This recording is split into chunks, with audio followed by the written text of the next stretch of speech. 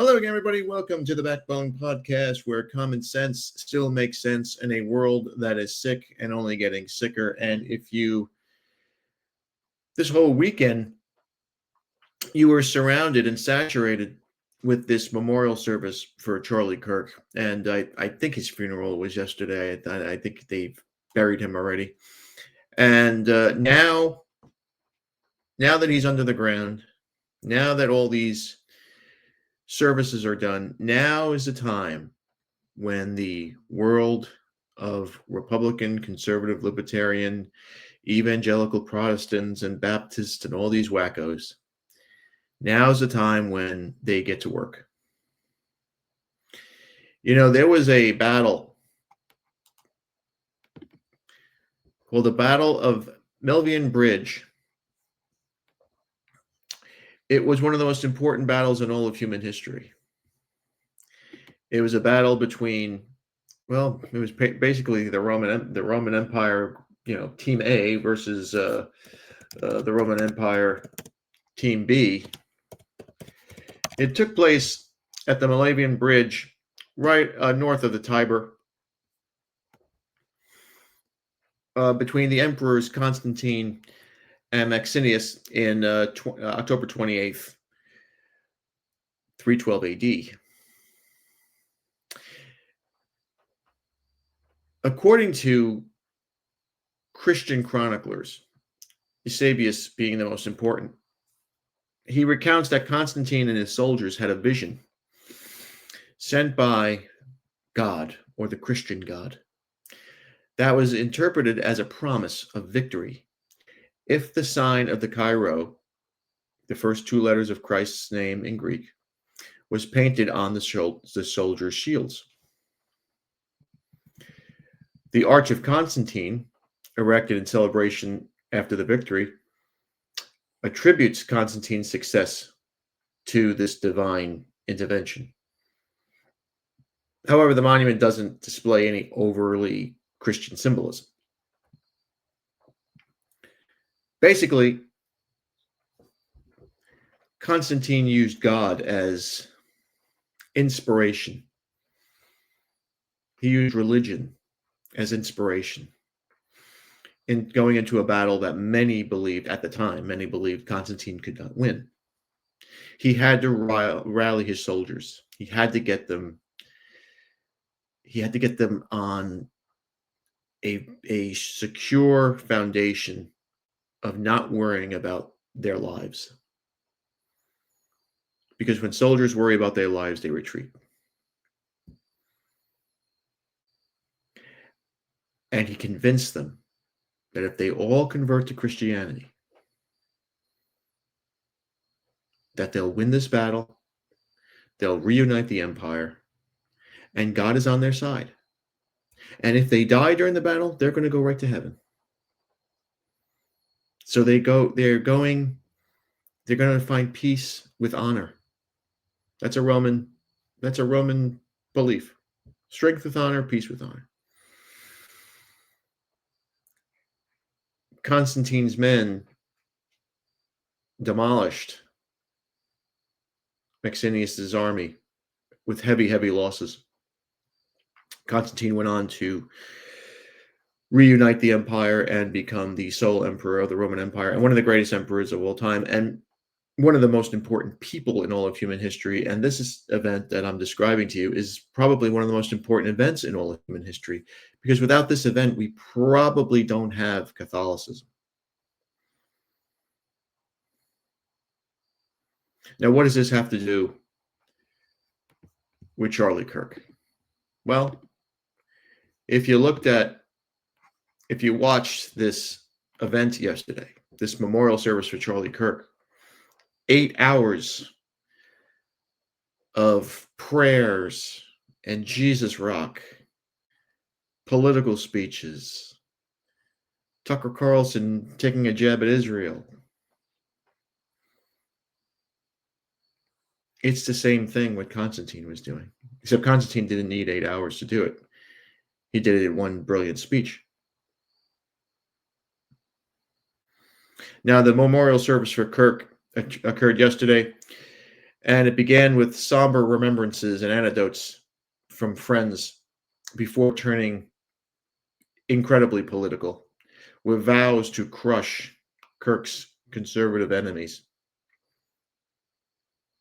Tens of thousands of mourners packed a football stadium where the Arizona Cardinals play and spilled into the arena nearby.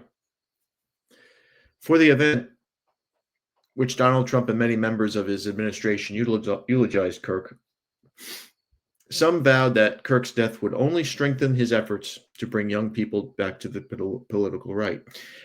If that was Charlie Kirk's message, all the more reason to forget him.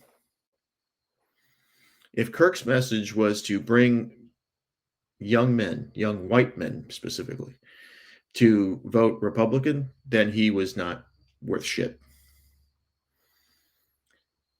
If he wanted to bring young males, young white Christian males back to God, back to Jesus, amen. But if this was a political movement that this guy was trying to start, then none of us have any use for him. Because Republicans, Democrats, it doesn't matter. They are all going to screw you in the end. They don't give a shit about you. People are mourning for this guy. I don't think this guy gave a shit about you or anybody else. He was making money hand over fist. It's an act. They're all actors. They're all supposed to tug at your emotions.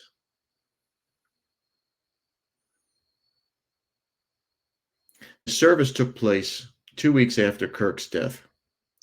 Now, Kirk was assassinated while holding an event, as you know, at a college campus in Utah. The 22-year-old Taylor Robinson, who prosecutors have declared Kirk's have charged him with the shooting. This guy Robinson supposedly had a hatred for Kirk because of his transgender beliefs and all that other bullshit. The memorial service featured several religious figures who focused heavily on faith in paying tribute to Kirk, who frequently spoke of his evangelical Protestantism. I'm not going to call it Christianity because evangelical Protestants are not Christian. Those mourning Mr. Kirk said his death was also an opportunity to spread the evangelical faith. It was also a clear indication of the meddling between religion and politics, especially under Trump's administration. Donald Trump was never a religious person. I never heard, and I lived in New York. I knew people who were in his circle. This guy could care less about. He never attended church. He could care less. He was chasing around girls. He was the biggest goose hound in New York you'd ever see. J.D. Vance said that all of Kirk's acts had followed from his faith. Vance and Trump were among several speakers who called Kirk a martyr and said that they were convinced that his movement would carry on even stronger after his death. You see what they're trying to do here? I mean, I'm seeing pictures of this guy Charlie Kirk next to Jesus. I mean, what the fuck? Are you out of your mind?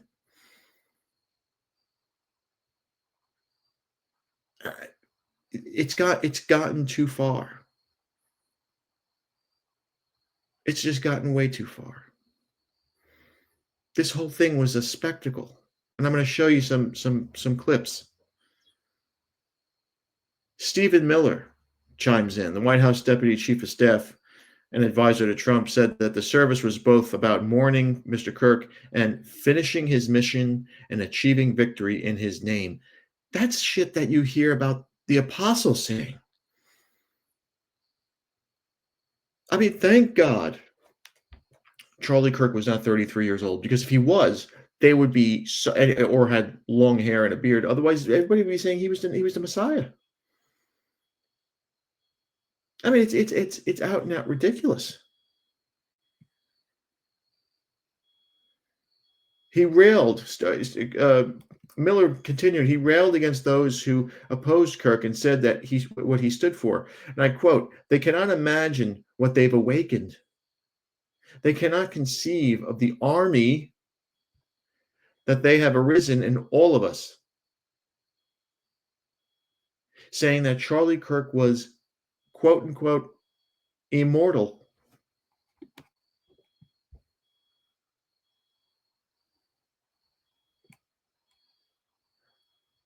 Among the thousands of mourners inside State Farm Stadium were dozens of well-known conservative figures, including at least 20 members of Trump's administration, many of whom were given speaking slots.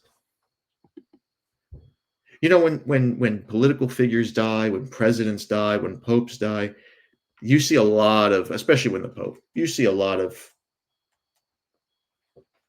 statesmen there, and for good reason. You know, if some president from one of the NATO nations or Western nations dies, the president and all the other prime ministers and whatever, they go. They have to go. This kid wasn't on that level. He was a podcaster. And you got half of the you got 20 members of the administration in there. In addition to Trump and Vance, government officials at the service included Rubio, Secretary of Defense, Pete Hegseth, Rubio, Secretary of State, Hegseth, Secretary of Defense, Robert Kennedy Jr., Kash Patel, that other knucklehead FBI director, Pam Bondi. You had current and former lawmakers were there. Mike Johnson, Ted Cruz, Matt Gaetz.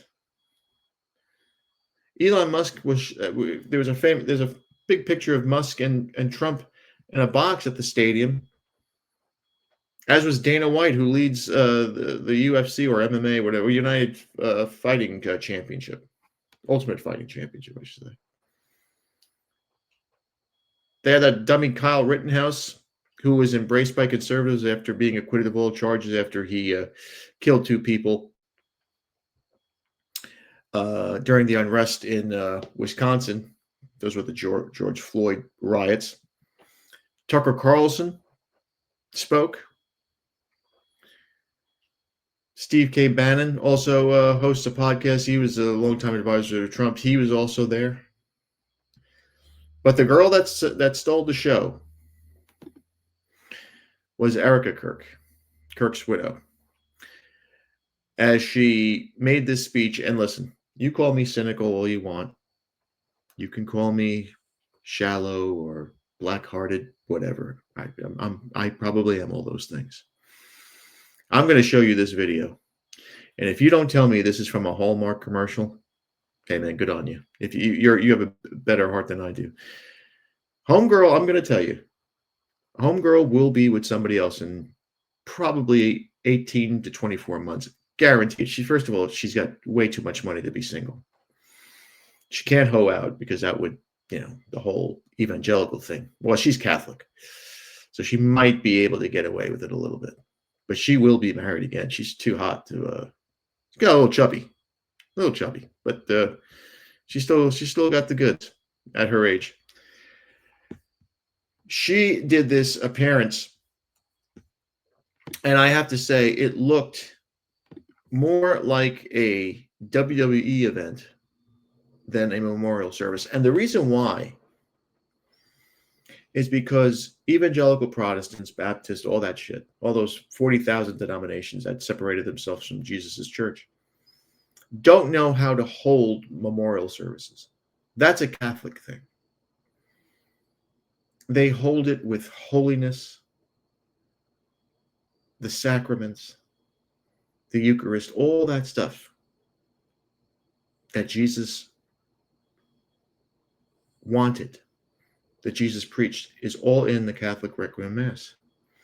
This stuff, you had rock bands there, well, Jesus freak bands, political people, all this shit. It was 8 hours of it. I didn't watch the whole thing. I just went in and out because I watched her speech. I watched Trump a little bit. I even watched that lummox, J.D. Vance, who anybody who tells me that he's going to be president in 2028, we're in bigger trouble with that retard than we were with Joe Biden. Because that guy has, if that guy has a brain cell, he'd be lucky.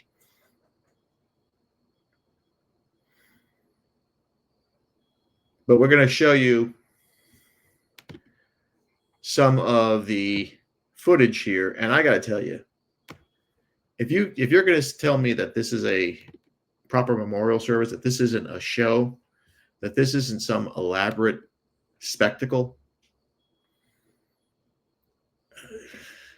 I've been to a lot of funerals, especially after September 11th. I don't go to those anymore. I give at the office. I never saw anything like this. Never. I mean, when popes died, when Queen Elizabeth died, it was, there's a procession, right? There's a procedure for royal transformation of power, transfer of power. This guy was none of those. He was a moderate, milquetoast, conservative evangelical, which means that he was basically harmless. He wasn't changing the world. He wasn't on a trajectory to the White House. God forbid. He was just a guy who he loved, his understanding of Jesus. He worshiped Jews. He worshiped Israel. He was a bit blind to what Western civilization was built upon. And he had a bad break. And you hear guys like Jason Whitlock and saying, "Oh well, we'd rather be on Team Charlie than Team Nick Fuentes." I don't care whose team you're on. There is no Team Charlie. Turning Point USA is getting more money in donations than ever before. Let me just show you this. Let me just read you this. Large donors and Trump allies have rallied behind Turning Point USA after the assassination of Charlie Kirk. A surge in support that analysts told the Guardian is likely to keep the group a powerful force on the American right. This is a political thing. It's nothing to do with Charlie Kirk. Among them are Lynn Freeze, widow of mega donor Foster Freeze, pledged $1 million, saying her gift would support a surge in new chapters across the country. This is not a spiritual movement. This is a political movement. 2024 TPUSA more than doubled their 2020 fundraising, bringing in roughly, now listen to this, $85 million. At the time of Kirk's death, the group counted 900 college chapters, 1,200 high school chapters, and tens of thousands of new chapter inquiries. Major donors reportedly include Bradley Impact Funds, Donors Trust, and the Decent Foundation, whatever they are. Republican consultant Chuck Coughlin recently told The Guardian, and I quote, "Charlie was an extraordinary fundraiser with deep ties to President Trump and his son Donald Jr. Ooh, that's a surprise. He is a big loss to them, and they will be scrambling to fill that void." I think not. I think not. I think they're going to make more money than they did with Kirk. Because, as Machiavelli said, you never let a crisis go to waste. You always martyr when you have the chance. I'm going to look up a great story of what the Germans did in 1930s when a communist killed he was like a stormtrooper for the SS, and he was killed, and Hitler took advantage of it. Goebbels took advantage of this. And the propaganda machine just swirled against communism. He happened to be Jewish too, so that helped. And I'll have that for you tomorrow, or maybe someday this week, if unless something crazy happens, and something just crazy happens every day. But let's go back to the WWE. I mean, the memorial service for Charlie Kirk. Check out Homegirl walking on the stage.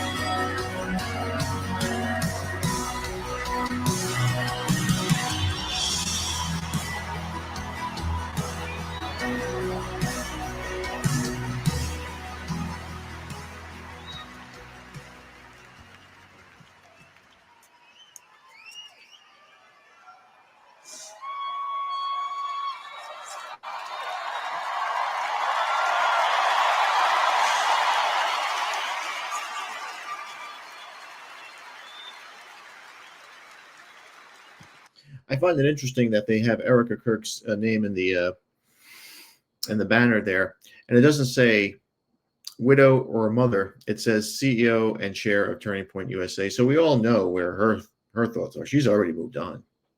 She's taken over. She's ready. And let me tell you, she's got everything going. She's got the hair going. The eyes look great. And she's got that big old cross right in front. Because when evangelical Protestants or Baptists or Methodists or all these Protestant nationalists, the minute they see that cross, they lose their shit.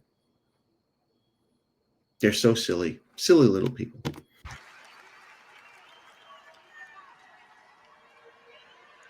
Hello.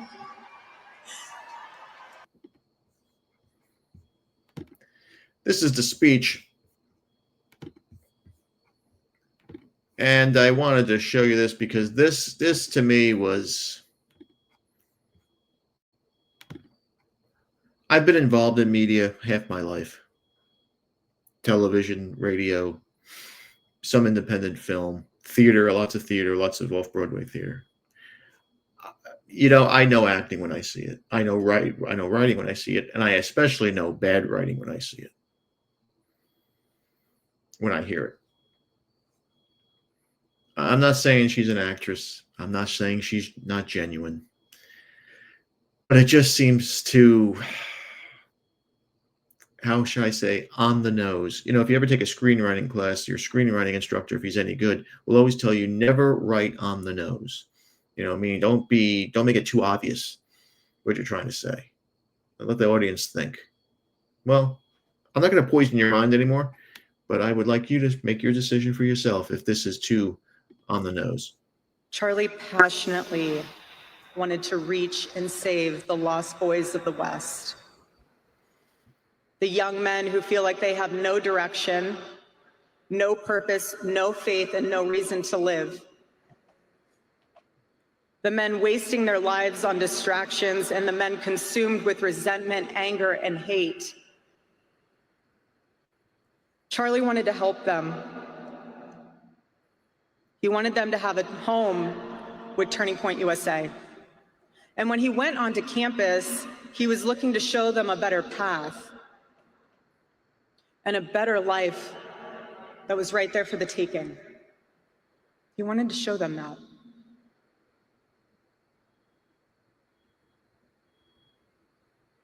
My husband, Charlie, he wanted to save young men just like the one who took his life.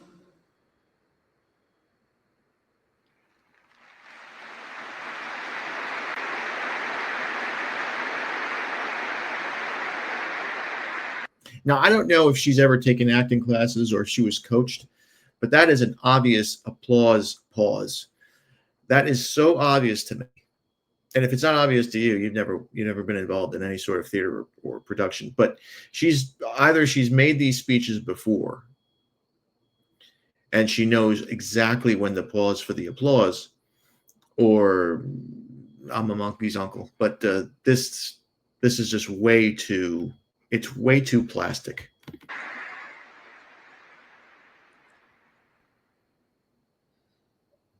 Now the dropping of the head, and the looking up to the sky. That young man. On the cross, our Savior said,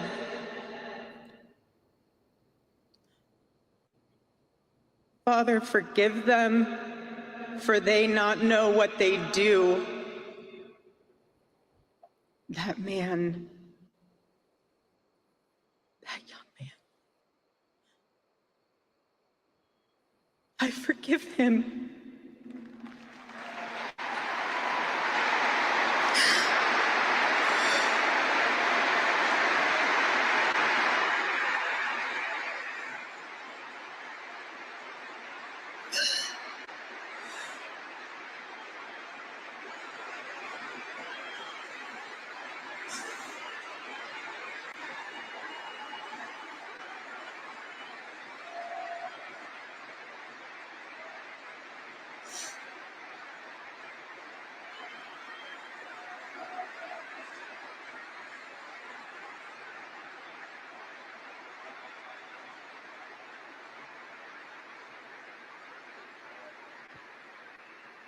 I forgive him because it was what Christ did and is what Charlie would do.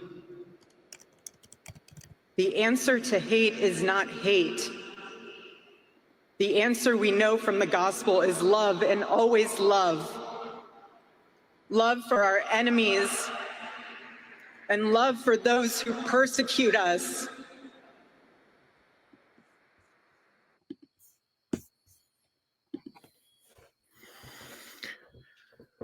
Listen, again, maybe I'm just a cold-hearted, cynical bastard, but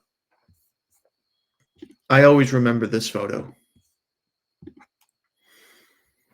That's the photo of Pope John Paul II with his assassin. Oh God, what the hell was his name? I forgot his name. He's got one of these crazy Mahet Alep Agia, who tried to kill the Pope back in 1982. Almost did. Got 4 shots in him. John Paul survived, of course, and then about 6 months to a year later, they met in his cell. No pageantry. Look at the cell. Just 2 guys in chairs, talking by themselves. No fireworks, no music, no major production. That was a major fucking production that you just saw. You just don't think that up. It just doesn't happen. You have thousands of people who got paid to do this, and then they did get paid.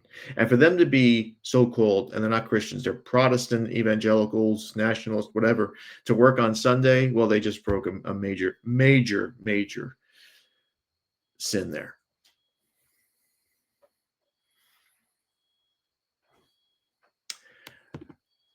I don't know where all this is going to go. I don't know if any of this is going to even matter in a couple of months. You know, in a few short weeks, Halloween, Thanksgiving, Christmas, New Year's, all of a sudden you got football playoffs and all sorts of other stuff. We have an election year for many states, for governors and senators and all that. This might go away by then. If it's real, you don't need to worry about it going away. If it's authentic, if it's organic, just like Jesus's church, Christianity, but morphed into Catholicism, it will grow uncontrollably and nothing will stop it. But this doesn't seem that way. This seems like a money grab, a political tool to get things done, just like September 11th was a political tool to rob us of our freedoms, just like George Floyd was a political tool by the left to enforce these stupid laws and agendas. I'm afraid that this will be the same thing. This is the right's George Floyd. I'm not comparing George Floyd to Charlie Kirk as people, but the movement, the agenda, is the same. It's. I hate to say it, but it's Protestant propaganda on the right side. The left side had madness. They had no direction whatsoever, and it completely got out of control. The right isn't like that. They have reputations of Jesus freaks to uphold. But this hopefully is over with this guy. This Turning Point USA will probably be turning up at campuses near you, which might be a good thing.